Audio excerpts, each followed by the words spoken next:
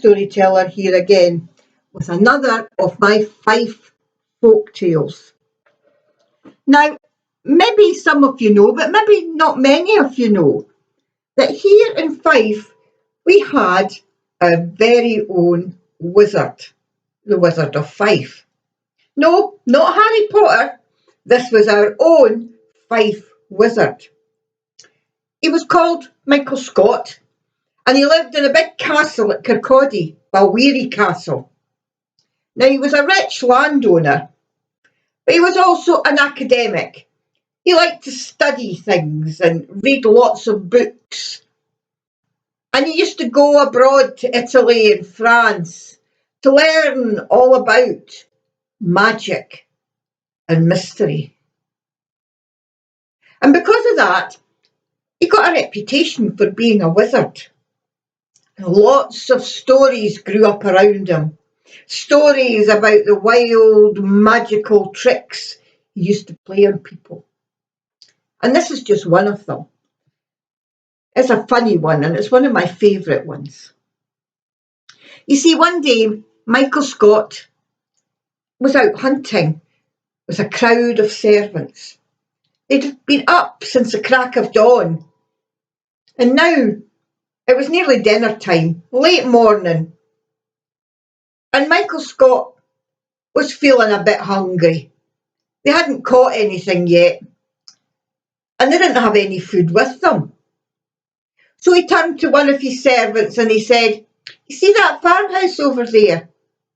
Go and tap on the door and see if the wife has any bread or maybe a bannock that we could hae for her dinner." And so the servant went out to the house and he knocked on the door. And the wee farmer's wife opened the door and said, "Aye, what do you want?" And he told her that he was with Michael Scott and they were out hunting and it was nearly dinner time and they were feeling a bit hungry. "And did you hae any bread or maybe a bannock to spare?" "No," she said, and shut the door in his face. Well, he went back to Sir Michael and told him that the wife had said she didn't hae any bread or any bannocks. But I think she's telling lies. I do think she's telling us the truth, because I could smell the braw smell of newly baked bread. And I could smell that burnt smell you get when you've been toasting oatmeal. So I think she's been baking. "Oh, aye," said Sir Michael. "Well, maybe that wifey needs to be taught a lesson." And he went into his pocket and he brought out a bucky shell, one of his magic bucky shells. And he gave it to the servant and he says, "Gang back out there and put that shell up above the door. And then chap on the door again and come awa. But mind, you've got to walk backwards." So the servant took the bucky shell out and he put it up above the door on the lintel. And then he chapped again. And as quickly as he could, he backed off for the door. Well, the farmer's wife opened the door again and she didn't see anybody, so she stepped outside and looked around, but there was nobody there. So she turned round and she went back into the kitchen again, but as soon as she stepped out of the doorstep and into the kitchen, she was overcome by a terrible urge to dance. Her feet started to tap and she couldn't stop them. And before she knew it, she was whirling and whirling and hooking and chooking all round the kitchen. And all the while chanting, "Sir Michael Scott's man come wanting bread and gotten in. Sir Michael Scott's man come wanting bread and gotten in." Over and over again. Well, it so happened that the farmer was out in the fields at the harvest and he had a crowd of workers with him and they were waiting for his wife to come out with her dinner. and he was getting a bit fed up with waiting. So he said to one of the lasses that was working with him, "Oh, you go back to the house and see what's keeping my wife." And so the lassie ran away back to the farmhouse, opened the door and stepped into the kitchen.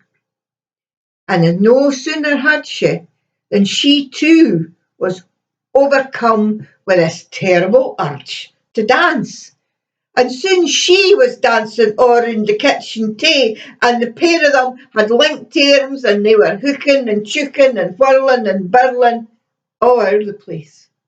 And all the while the farmer's wife was chanting, "Sir Michael Scott's man come wanting bread and gotten in. Sir Michael Scott's man come wanting bread and gotten in," hour and hour again.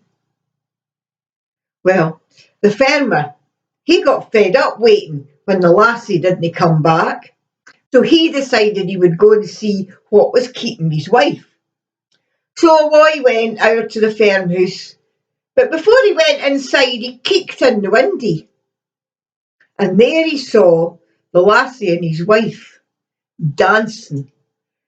"Goodness me," he says, "look at the pair of them, cavorting about like 12 5-year-olds. And in a bit of a temper, he threw open the door and stepped into the kitchen. Well, you ken what happened next.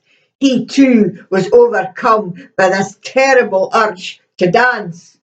And his feet started to tap, and soon he joined in, and the three of them were hooking and chooking and whirling and birling all round the firm kitchen in some mad threesome reel.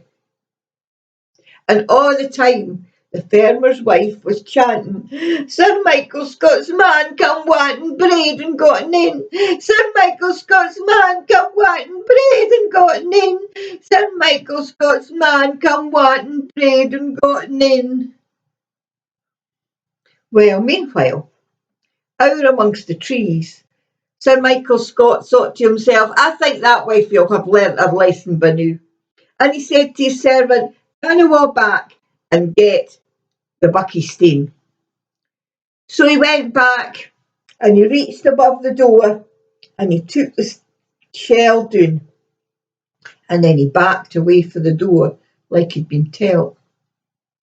Well, as soon as he'd left, the farmer, his wife, and the farm lassie fell in a heap on the kitchen floor. And you ken they slept there for 3 days, they were that tired. Well, had she learnt her lesson? I think she had. Because for that day on, if anybody came to the door wanting a bit of bread or a bit of bannock, well, they always got it.